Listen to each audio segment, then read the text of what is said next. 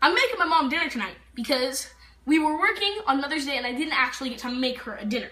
But now I'm able to because I'm not working anymore. So I have my awesome rub here. It's the Mason made rub because I'm Mason and I made it. So I got my pepper, my salt, dill, garlic powder, and chili powder, which is in this rub. I got 2 beautiful ribeyes right here, and we're just gonna season them up. Well, one's already seasoned, but so what I'm doing right now is I'm aerial seasoning this. And the reason I'm aerial seasoning it is because when you get down low like this, it will leave spots where there's not so much. But when you do this, it gets it all nice and even. And don't be afraid to over season because first of all, who said no to too much flavor? Like, come on. That's the best part about the steak, am I right? And plus, it's not gonna actually get in the steak. So when you sear it, this will be the crispity, crunchity goodness that's on the outside of the steak. Now that we got this in there, gonna rub this in. We're gonna make it nice and good, and we're gonna give it a little massage. So now that we seasoned our meat, I'm gonna go wash my hands, and I'm gonna get this to room temp because when you put cold meat in a hot pan, it will reduce the temperature of the pan, and we don't want that happening. We want it to just be a nice, even, good sear. So I'm gonna go wash my hands, and I'll be right back. Hands are washed, number 1 rule in the kitchen, by the way. And we are moving on to the next step. Now over here you can see this is our vegetable board here. And the reason that I have separate boards for meats and vegetables is because we don't want cross-contamination. We have some thyme, some sage, and a little bit of rosemary. We're going to take our herbs and run them through this. And we're gonna take the leaves off the stem. And once the leaves are off the stem, we're gonna all jumble the herbs up and we're going to make a bigger herb pile and we're gonna mix them in with the butter to make seasoned butter, and it's going to be delicious. And that is what's going to go on our asparagus right here just a little bit later. And got my fingers rolled back so I do not cut myself. Okay, so now we got our chiffonaded sage right there. Now, gonna dice it up with all our other herbs that we have in here. And like I said earlier, this is just some rosemary, thyme, and sage. Let's scoot these away. Just gonna give it a real rough chop.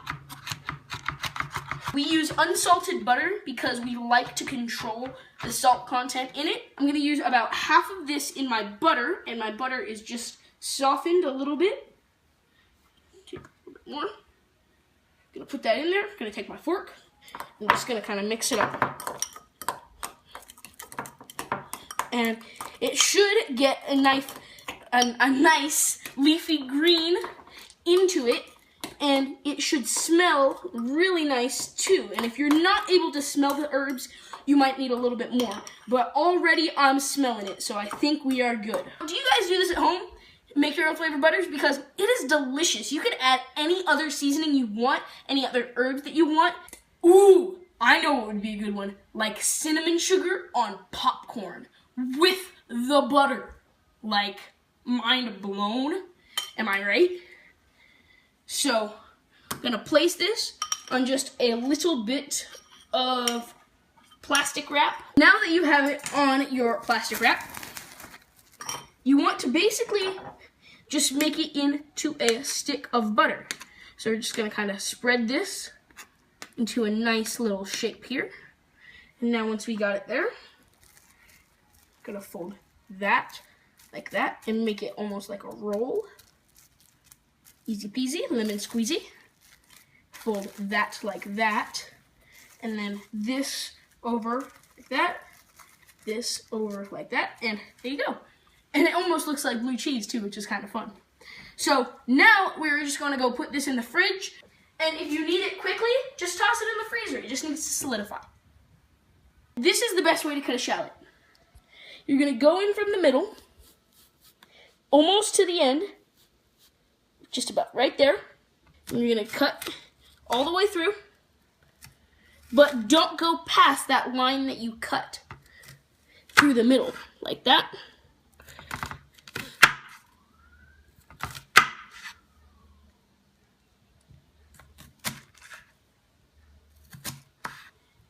And one more. Okay, and once you got it cut like that, then all you have to do is, boom.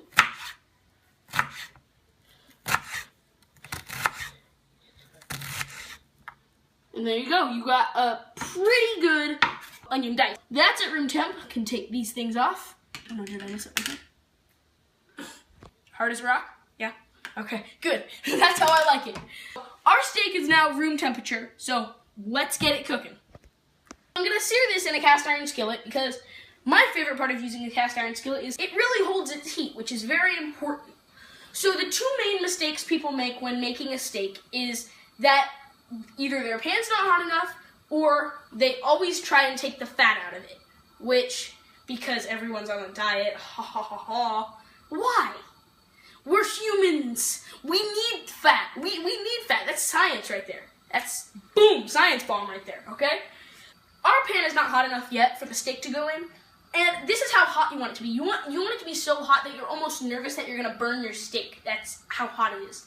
But don't be afraid, because you're not. So, that hot, okay? That's the tip. That's my Mason-made pro tip right there, okay? Our ribeyes are ready, so watch how I put this in. So, I'm going to pick it up from this side, and I'm going to put it in away from me. Because of how hot my pan is. And you listen to that? That's how hot you want your pan. When you first touch it, and you don't hear that sizzle, then do not lay it in. Okay, so I had to flip it because the smoke detector was going off. But that looks like what we want. That's the crispity, crunchy part that you love. Now that we got our steak cooked, I'm going to turn the heat off because it's still sizzling, still going, still has that oil in there. And I'm going to put my shallots in there. I put my shallots in. It'll get them nice and caramelized. And the best thing about a shallot is that it's in the garlic family, so it's a bit more potent. It's going to just make it fit right there. Now we're going to add our butter in. He's good. And now we're just going to throw everything in here because why not? YOLO. You only live once. And that's a fat jack. It sounded like I said that's a fat jack. I said that's a fact jack. Just to be clear. Okay, so now that we hear that whistling from the asparagus, now we know it's steamed, and look at that. That looks delicious, don't you think? Okay, so now we have a little something extra, and this is not just going to add fun, but this is also going to add flavor. We have a rosemary brush, and I am going to be a culinary artiste right now.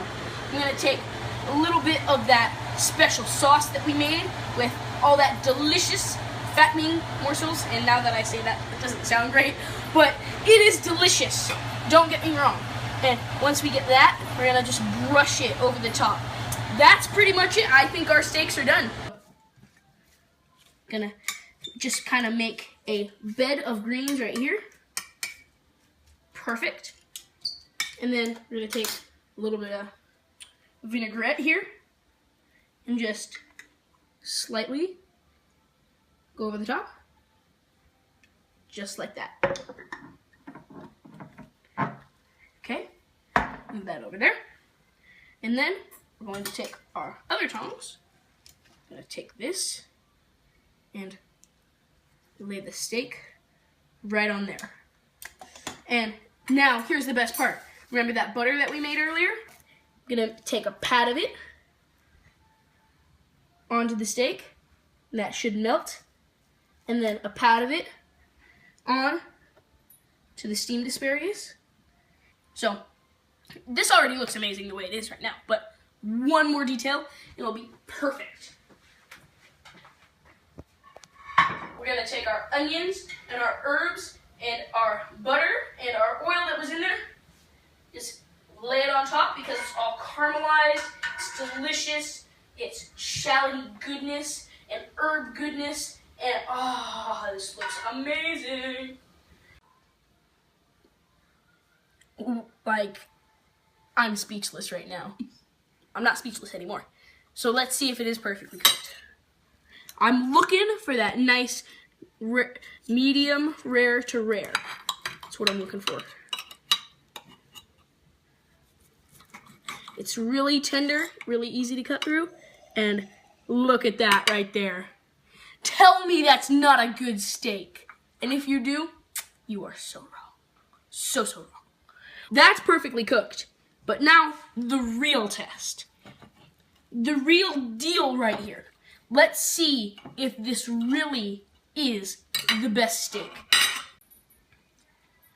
You can taste the herbaceousness of the rosemary, the thyme, the sage. You can taste all of that. You can taste the fatness of the butter, the fatty goodness of the butter, I should say.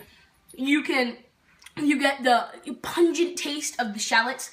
It's so good. It all comes together into one piece. You could taste the strongness of the onion powder. You could taste a little bit of spiciness from the chili powder. I think it's great. That's awesome. And then even on the asparagus, you got that nice green. It's awesome. Okay, guys, this has been a great time, but I gotta go. I gotta make my mom a plate of this deliciously cooked steak. The best part about it is it's a perfectly balanced meal. It's not overcooked. It's not overseasoned. It's perfect. Okay, I only got 2 words for you. He's good.